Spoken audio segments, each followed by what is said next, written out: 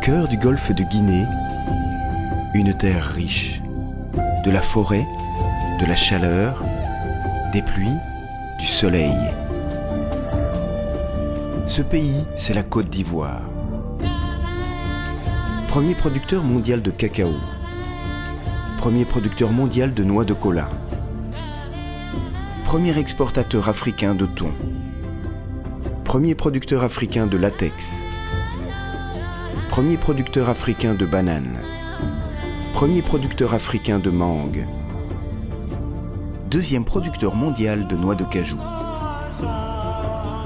Deuxième producteur africain d'huile de palme. Troisième producteur africain de coton. Troisième producteur africain de café.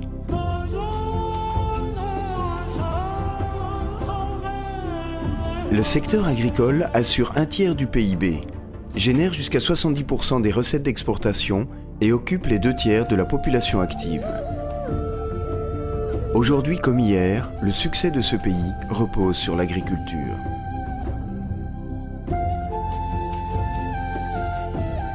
Dès l'indépendance en 1960, le président Houphouët-Boigny choisit le secteur agricole comme stratégie de développement. En quelques années, la Côte d'Ivoire devient l'un des pays les plus prospères d'Afrique de l'Ouest. 20 ans de prospérité continue basée sur les richesses naturelles du pays. Ce qu'on a appelé le miracle ivoirien. Dans les années 80, la crise financière internationale provoque la chute des cours des matières premières. S'ouvre alors une ère de profonde remise en cause. À partir de 2011, des objectifs ambitieux mais réalistes sont fixés par le président Alassane Ouattara, qui veut faire de la Côte d'Ivoire un pays émergent à l'horizon 2020. Modernisation de l'agriculture, réhabilitation du couvert forestier, transformation locale des matières premières agricoles. Toutes les études le prouvent, sur au moins les 15 ans à venir, l'agriculture restera le moteur du développement ivoirien. Sur la période 2012 à 2016, plus de 2040 milliards de francs CFA, soit 4 milliards de dollars, iront au Programme national d'investissement agricole, PNIA, qui bénéficie du soutien financier des pays du G8 et de partenaires techniques et financiers. Le PNIA est le cadre de référence pour tout investissement dans le secteur. Production végétale, eau et forêt, ressources animales et halieutiques.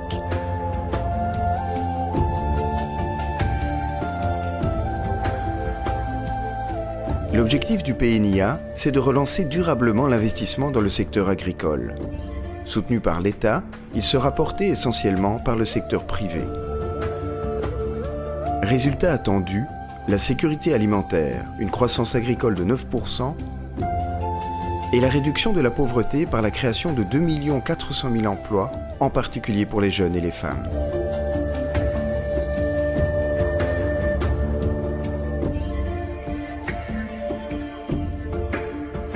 La Côte d'Ivoire est l'un des rares pays d'Afrique subsaharienne où l'on mange à sa faim.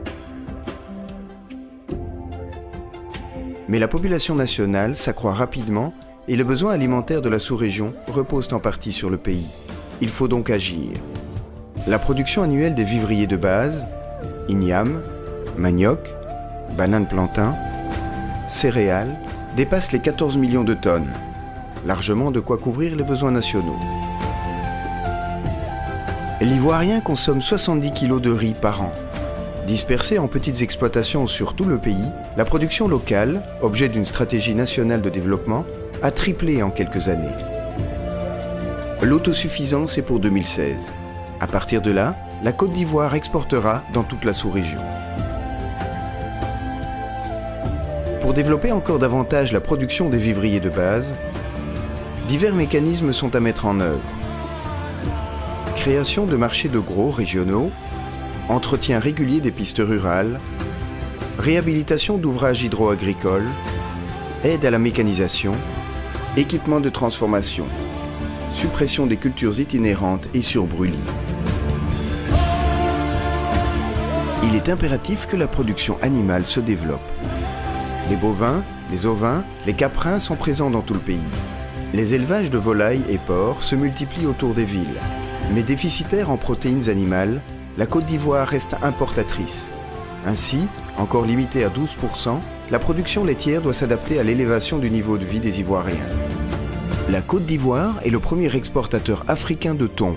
Mais si dans le pays, le poisson reste la première source de protéines animales, la production nationale couvre à peine 20% des besoins.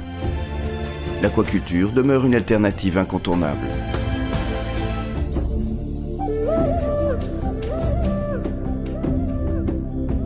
Le binôme café-cacao reste encore le plus emblématique du pays.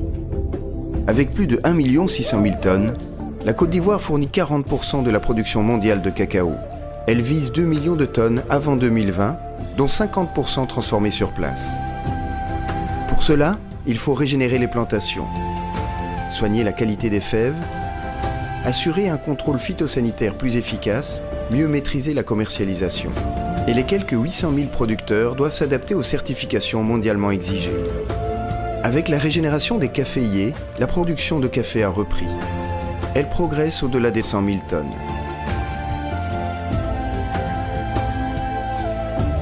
Avec 434 000 hectares répartis en complexes agro-industriels et exploitations familiales, l'EVA-culture est en pleine expansion. L'objectif du 7e plan EVA est de faire passer la production de 317 000 tonnes à 600 000 tonnes annuelles de latex. Des recherches agronomiques très poussées, un climat favorable et une demande exponentielle en huile alimentaire ont boosté l'expansion du palmier à huile. Il couvre aujourd'hui 240 000 hectares, dont 75 000 en ensemble agro-industriel. Les planteurs villageois assurent 69% de la production. Le 3e plan palmier vise à faire passer la production à 600 000 tonnes d'huile en 2020.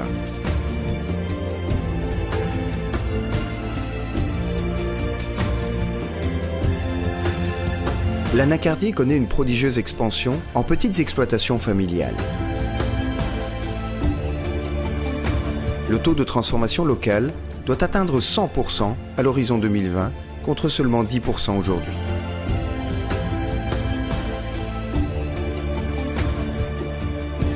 Pour le coton, dans le nord et le centre, on facilitera la culture attelée et un meilleur accès aux intrants et aux semences sélectionnées. De 400 000 tonnes en 2014, la production doit doubler.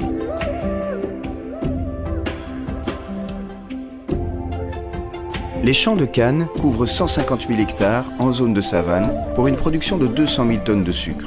Des plantations villageoises commencent à s'implanter aux côtés des complexes agro-industriels. La banane et l'ananas prospèrent dans le sud. La mangue se développe au nord. La production annuelle s'élève à 370 000 tonnes de fruits, très appréciés sur les marchés européens.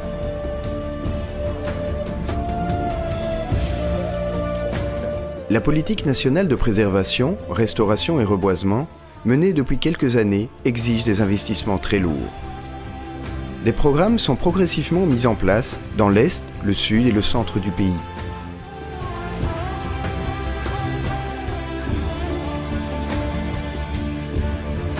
Depuis plus de 60 ans, la recherche agronomique est très développée.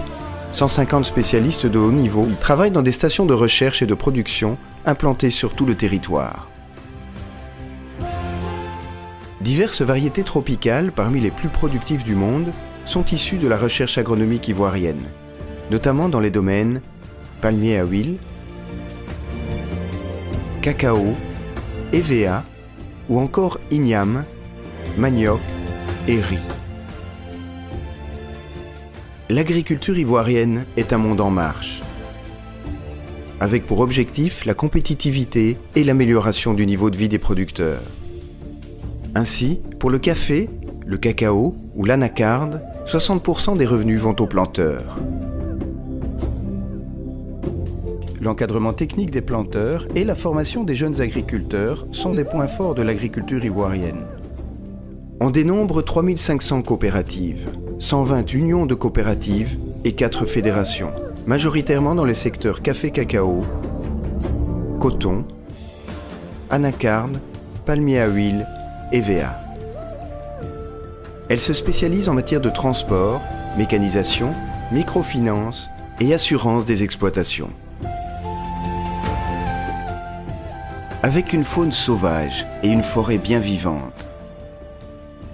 Avec un climat propice à la diversification agricole. avec 24 millions d'hectares de terres arables, dont seulement 40% sont exploités. Avec 77 milliards de mètres cubes d'eau mobilisables par an, pour des besoins estimés à 9 milliards de mètres cubes, avec une main-d'œuvre qualifiée et compétitive, avec seulement le quart du potentiel génétique exploité, avec 80% de la production agricole non transformée, avec la sécurisation du foncier rural, et avec 2 ports ultramodernes pour l'exportation des produits, la Côte d'Ivoire est un pays aux potentialités agro-industrielles exceptionnelles. L'agriculture, c'est la richesse de la Côte d'Ivoire. L'agriculture, c'est la fierté des Ivoiriens.